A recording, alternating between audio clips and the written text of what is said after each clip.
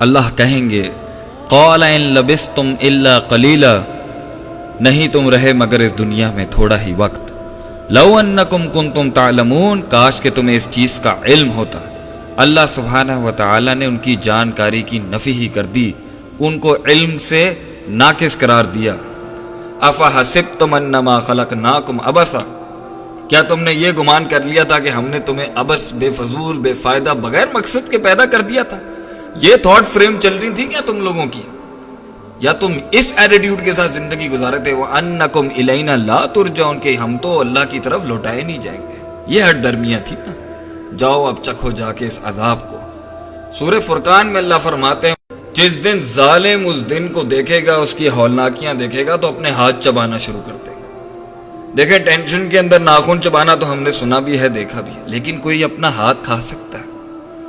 آپ میں سے کوئی یا میرے میں سے کوئی اپنے ہاتھ کو چبا سکتا ہے؟ دانتوں میں پیس سکتا ہے؟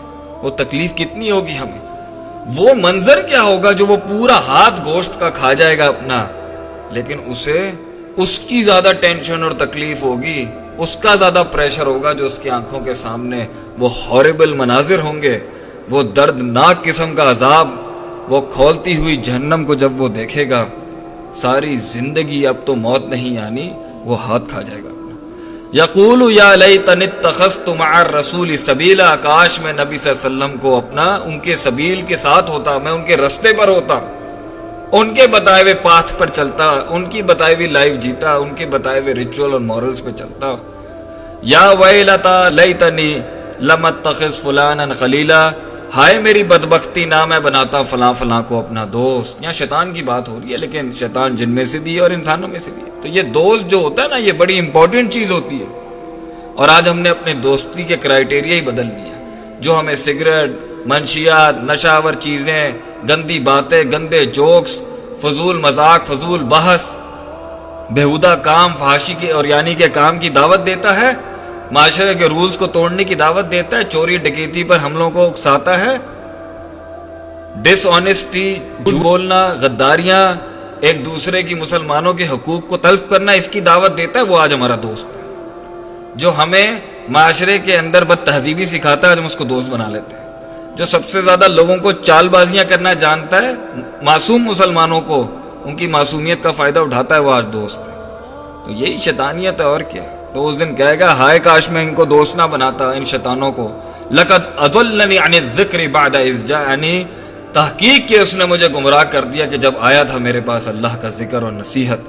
وَكَانَ الشَّيْطَانُ لِلْإِنسَانِ خَذُولًا، اور شیطان انسان کو بے یار و مددگار چھوڑنے والا ہے۔ سورۃ الملک میں بھی ایسا ہی ایک رویہ، ایسی ان کی ایک ٹینشنیں، ان کی سوچ کا، وہ ڈپریشن کا، وہ خوف کا عالم بیان کیا جائے، انسان نفسیاتی طور پہ پاگل ہو جائے گا، روئے گا دھوئے گا، کاش کاش کے الفاظ بولے گا۔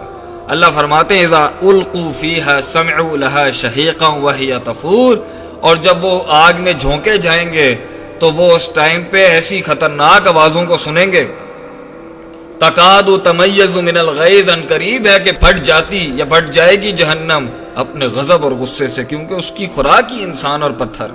جب بھی اس نے کسی قسم کا کوئی گروہ ڈالا جاتا ہے، سألہم خزنتہا، تو اس کے خزانچی کہتے ہیں، جہنم کے گیٹ کیپرز کہتے ہیں، اس کے نگران کہتے ہیں لم یأتکم نذیر، کیا تمہارے پاس کوئی ڈرانے والا نہیں آیا؟ قالوا بلا، وہ کہے گا آیا تھا، قد جاءنا نذیر، قد جاءنا نذیر، آیا تھا ہمارے پاس ایک ڈرانے والا، اللہ کا بندہ۔ فکذبنا، ہم نے جھٹلا دیا۔ وَقُلْنَا مَا نَزَّلَ اللَّهُ مِن شَيْءٍ، اور نہیں اللہ نے تجھ پر کوئی شے نازل کی، کوئی وحی کی جس میں ہمارے لیے کوئی پیغام اور نصیحت تھی۔ ان انتم الا فی ضلال کبیر، مگر ہم تو تمہیں بہت بڑی گمراہی میں دیکھتے ہیں جو تم نبوت کا دعویٰ کرتے ہو اللہ کے بندے۔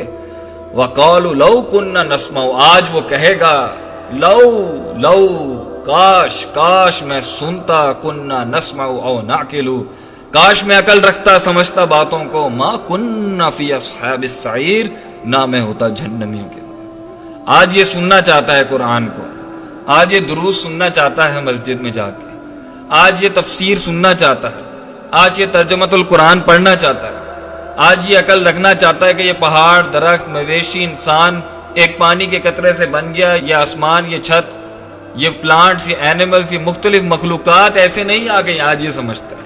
پہلے اس کو سمجھ نہیں آئی تھی، نہیں پہلے بھی سمجھ آئی تھی لیکن ہٹ دھرمی تھی، یہ سمجھنا چاہتا ہی نہیں تھا.